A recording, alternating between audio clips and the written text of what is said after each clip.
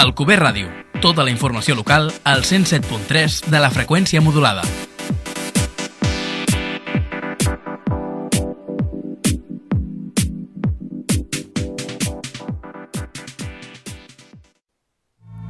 Yo no soy esa que tú te imaginas, una señorita tranquila y sencilla que un día abandonas y siempre perdona. Esa niña sí, no, esa no soy yo.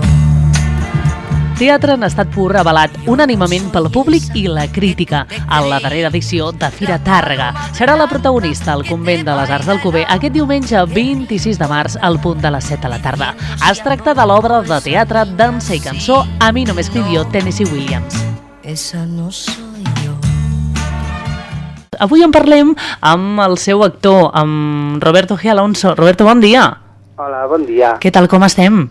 Bé, molt bé, molt bé. A punt, no? Moltes ganes de venir, sí. Imagino que encara no has tingut l'oportunitat de trepitjar el nostre Convent de les Arts, no? No, tothom que hi ha estat m'ha dit que està preciós, que l'han deixat molt maco i tinc moltes ganes d'anar-hi. Bé, com bé hem dit, èxit de Fira Tàrrega 2016. Què significa això? Doncs per nosaltres va ser una sorpresa molt gran, perquè amb el Marc Rosic, l'autor del text i director de l'obra, i jo ho vam fer amb la complicitat de Fira Tàrrega, però sense pensar que tindria aquest ressò, no? Nosaltres ho fèiem perquè ens venia molt de gust, perquè creiem molt en el projecte, i de sobte doncs, ens vam adonar que tothom ho volia venir a veure, que s'havien creat unes expectatives i que després el públic sortia dient meravelles, no? I que a sobre després també vam veure plasmades crítiques escrites que ho deixaven molt bé. Amb la qual cosa, per nosaltres va ser una molt grata sorpresa perquè no ens ho esperàvem gens. Bé, vosaltres no us esperàveu, evidentment, doncs, aquesta acceptació, però la realitat és que així és, i nosaltres doncs, aquest cap de setmana tindrem l'oportunitat, no?, de gaudir d'aquest espectacle. Què és el que ens espera, Roberto? Què és el que trobarem sobre l'escenari, no tan escenari, també crec, La veritat és que és una proposta un tant inusual, vull dir que veureu que està una miqueta modificat l'espai, llavors, com tu bé dius, hi ha escenari, però també implica altres parts de l'espai, i el que veureu és una dona d'edat indefinida, una dona madura, que l'han desnonat, però que ella també està desnonada no només econòmicament, sinó anímicament. Llavors, a través de la comèdia i a través de les històries que ens explica, que no sabem molt bé si són veritats, si són mentides, si se les ha inventat, si les ha viscut, si són records o són somnis, no queda molt clar. Doncs ella ens va explicant el seu periple vital, la seva vida i què és el que li ha passat, i ens anem descobrint les motivacions i els motius que fan que aquesta dona estigui una mica al marge, no? I tot això ho fa doncs, a través de... Nosaltres utilitzem recursos teatrals molt diversos, doncs el playback, la dansa, cantem.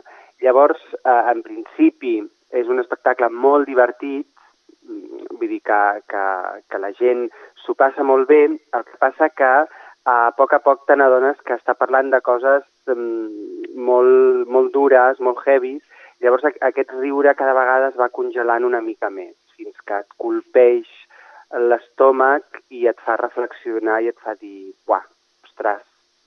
Per tant, com a públic, nosaltres doncs, podrem tenir aquests sentiments contraposats també, no? Jo crec que sí, i si més no és les experiències prèvies que hem tingut, el públic s'ho passa molt bé, però diu que la reflexió és dura, no? Vull dir que combina molt bé aquesta part de comèdia i aquesta part de riure, però això, no? et fa reflexionar sobre coses que són molt dures, sobre coses que estan passant, sobre la condició humana també, i com ens relacionem els uns amb els altres. Bé, coses que ens poden afectar a tots plegats, Vull dir que tampoc no és una cosa que només li afecti a aquesta senyora, sinó que de sobte jo crec que la màgia que té l'espectacle és que et posa un mirall a davant i et diu, pensa que a lo millor podria ser tu qui està a l'altra banda, no? I aquest seria una mica el paper de l'espectador, no? Sí, exacte. Un espectacle pensat per a distància curta, ens comenteu, per veure teatre en estat pur. Doncs sí, per això també hem modificat una mica l'espai, no? Perquè pensem que la proximitat li afavoreix molt, és a dir, el contacte directe amb el públic, l'estar a tocar del públic, creiem que és important, saps? I nosaltres el que tenim és ganes ja de veure-ho sobre l'escenari, de veure't aquest fantàstic paper que realitzes, i això, doncs, que ens posem, no?, també una miqueta a la pell de la seva protagonista, d'aquesta dona d'edat indefinida que ens explica, doncs, totes aquestes recances. Bé, Roberto, l'únic que et volem demanar ara sí, per acabar ja, és què els hi diries a la gent d'Alcover perquè s'acostin fins al Convent de les Arts? Doncs els diria que vinguin a gaudir, que vinguin amb la ment oberta, que vinguin disposats a passar-s'ho bé i que els hi esperem i que després hi ha un debat amb el director, amb el Marc Rosic i amb mi, i que si tenen dubtes i volen comentar alguna cosa o si tenen crítiques sobre el que han vist, que ho poden fer i nosaltres estarem encantats de poder parlar, dialogar amb ells i sobretot això, no? De poder gaudir d'aquest espai tan màgic que teniu al Alcover amb nosaltres, no? Que vinguin. I així ho farem. Moltíssimes gràcies, Roberto G. Alonso, per atendre la nostra trucada. A vosaltres. Una abraçada.